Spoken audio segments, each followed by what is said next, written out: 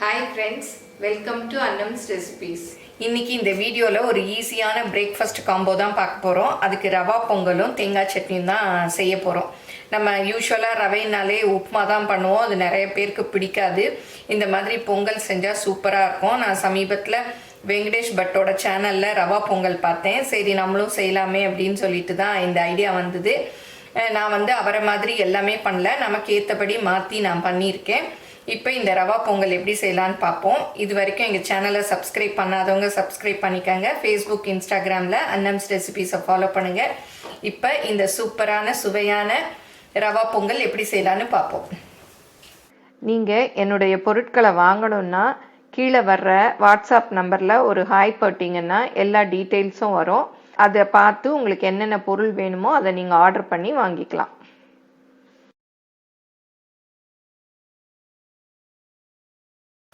இப்போ ரவா பொங்கலுக்கும் கோகனட் சட்னிக்கும் தேவையான பொருள்லாம் எடுத்து வச்சுருக்கேன்.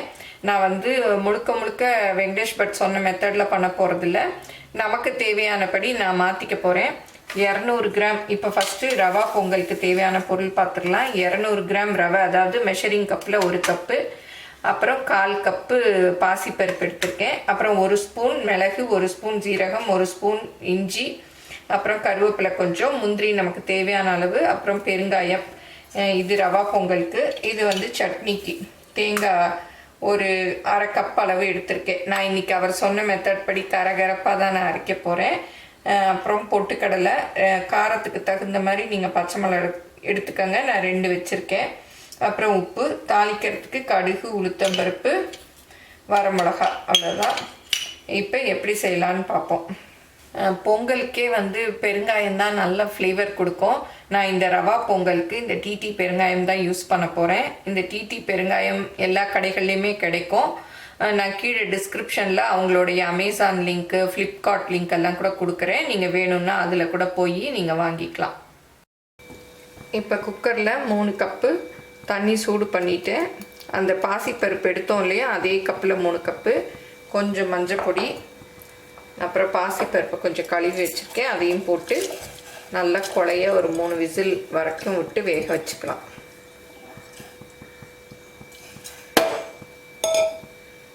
இப்போ குக்கரை மூடிடலாம். இப்போ சட்னி அரைச்சிக்கலாம். நான் சட்னியில் இந்த பின்னாடி உள்ள ப்ரௌன் எல்லாம் எடுத்துட்டேன். அப்போ தான் சட்னி வெள்ளையாக இருக்கும். அவர் சொன்ன மெத்தட் படி நம்ம கொஞ்சம் கொரகொரப்பாக அரைச்சிக்கலாம். தேங்காய் போட்டேன், பச்சை மிளகாய். நீங்கள் பச்சை மிளகா அவங்களுக்கு எவ்வளோ காரம் வேணுமோ அதை பார்த்து போட்டுக்கலாம். அப்புறம் இந்த பொட்டுக்கல்லையும் உப்பும் போட்டுக்கலாம்.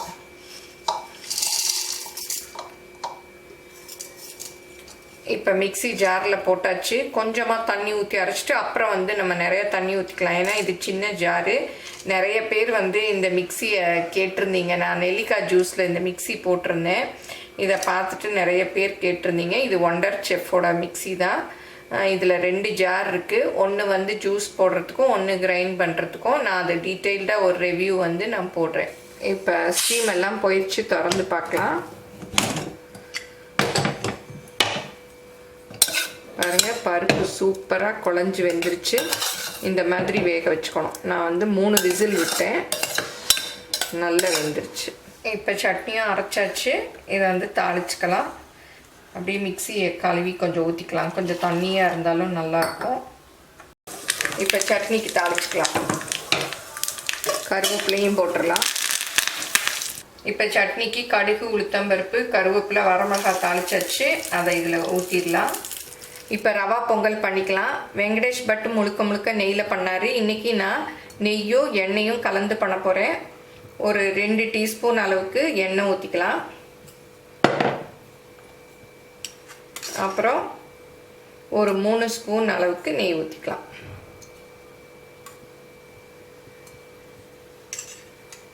ஃபஸ்ட்டு முந்திரியை போட்டுடலாம். அப்போ தான் அது நல்லா ப்ரௌன் ஆகும். அப்புறம் மிளகு ஜீரகம்லாம் போட்டுக்கலாம். இப்போ முந்திரியெல்லாம் பாருங்கள் நல்லா ப்ரௌன் ஆயிடுச்சு. போதும். இப்போ சீரகம் போட்டுக்கலாம்.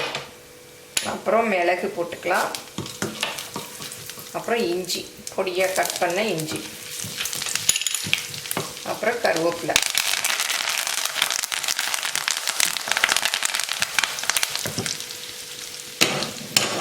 பெருங்காயம் ஒரு 1/4 டீஸ்பூன் அளவு போட்டுக்கலாம்.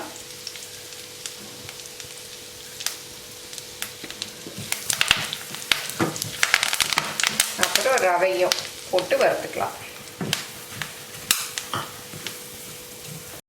இது வந்து 200 ml டம்ளர்.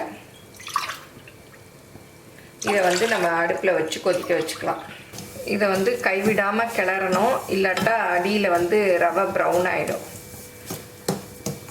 பாருங்கள், இப்போ நல்லா வறுபட்டுருச்சு. போதும்.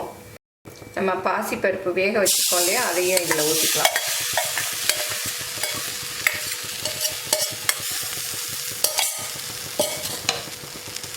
இதை நல்லா மிக்ஸ் பண்ணி விட்டுக்கலாம். இப்போ ரெண்டும் நல்லா மிக்ஸ் ஆயிடுச்சு. தண்ணியும் நல்லா கொதிச்சிருச்சு. ஒரு மீடியமாக கொதிச்சாலும் போதும். இதை அப்படியே ஊற்றிக்கலாம். அப்புறம் இதுக்கு தேவையான உப்பு போடணும், மெயினான ஐட்டம். அதை மறந்துட்டோன்னா அவ்வளோதான். எவ்வளோ உப்பு தேவையோ அவ்வளோ போட்டுக்கலாம். இப்போ இதை நல்லா மிக்ஸ் பண்ணி விட்டுறணும். அவர் சொன்ன மெத்தட் படி தான் அப்படி கரண்டியால் கிண்டினேன். கொஞ்சம் கட்டியாயிடுச்சு. இந்த மாதிரி மத்து இருக்கு இல்லையா, அதில் மேஷ் பண்ணி விட்டுட்டா அந்த கட்டிகள் எல்லாம் கரைஞ்சிடும். தண்ணி எல்லாம் வத்திருச்சு. நான் அதனால இன்னும் ஒரு 1/2 டம்ளர் தண்ணி சுட வச்சு ஊற்றிருக்கேன். இப்போ நல்லா கட்டிகள் எல்லாம் கரைஞ்சிருச்சு. இதை மூடி கொஞ்சம் நேரம் வேக விட்டுடலாம். இப்போ நல்லா மிக்ஸ் பண்ணியாச்சு. நான் வந்து 3 டம்ளர் தண்ணி ஊற்றினேன். அடுப்பை குறைச்சி வச்சு கொஞ்சம் நேரம் ஒரு 5 நிமிஷம் வச்சா போதும், நல்லா வெந்துடும். இப்போ 5 நிமிஷம் வச்சு திறந்து பார்க்கலாம். நல்லா பொங்கல் ரெடி ஆயிடுச்சு. இப்போ வந்து இன்னும் ஒரு 2 ஸ்பூன் அளவு நெய் ஊற்றிக்கலாம். கடைசியில் கொஞ்சம் நெய் ஊற்றினா எப்போவுமே நல்லா வாசமாக இருக்கும். ஊற்றிட்டு நல்லா மிக்ஸ் பண்ணி விட்டுக்கலாம்.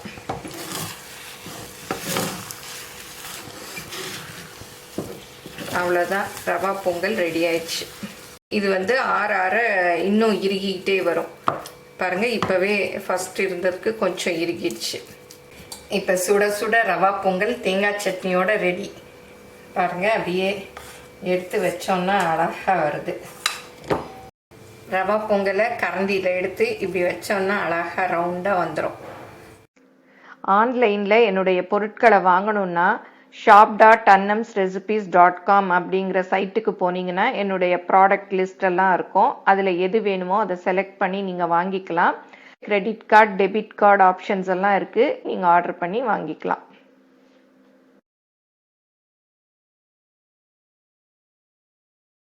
இந்த ரவா பொங்கல் வந்து ஆற ஆற இறுகிட்டே வந்துடும். நீங்கள் சாப்பிட்றச்ச கொஞ்சம் வெந்நீர் சுட வச்சு இந்த பொங்கலில் ஊற்றி மிக்ஸ் பண்ணி நல்லா அடுப்பில் வச்சு கிளறிட்டிங்கன்னா சூடாக அப்போ கிளறின மாதிரியே இருக்கும். ஏன்னா ரவை வந்து டக்குன்னு இறுகிடும். இதுக்கு இந்த தேங்காய் சட்னியை கூட தொட்டு சாப்பிட்டோம்னா ரொம்ப சூப்பராக இருக்கும். பாசிப்பருப்பு வேக வைக்கிறது மாத்திரம்தான் இதில் வேலையே. அப்புறம் நம்ம அதை வேக வச்சிட்டோம்னா டக்குன்னு இந்த ரவா பொங்கல் செஞ்சிடலாம். நமக்கு டிஃபன் இல்லை, மாவு இல்லை அப்படின்னு நினைக்கிற நேரத்தில் இந்த ரவா பொங்கல் செய்யலாம். ரொம்பவே டேஸ்ட்டாக இருக்குது. இதை எல்லாரும் செஞ்சு பாருங்கள். எப்படி வந்ததுன்னு உங்கள் கமெண்ட்ஸை சொல்லுங்கள். பிடிச்சிருந்தா லைக் பண்ணுங்கள். எங்கள் சேனலை மறக்காமல் சப்ஸ்கிரைப் பண்ணுங்கள். உங்கள் ஃப்ரெண்ட்ஸுக்கும் ஷேர் பண்ணுங்கள். தேங்க்யூ.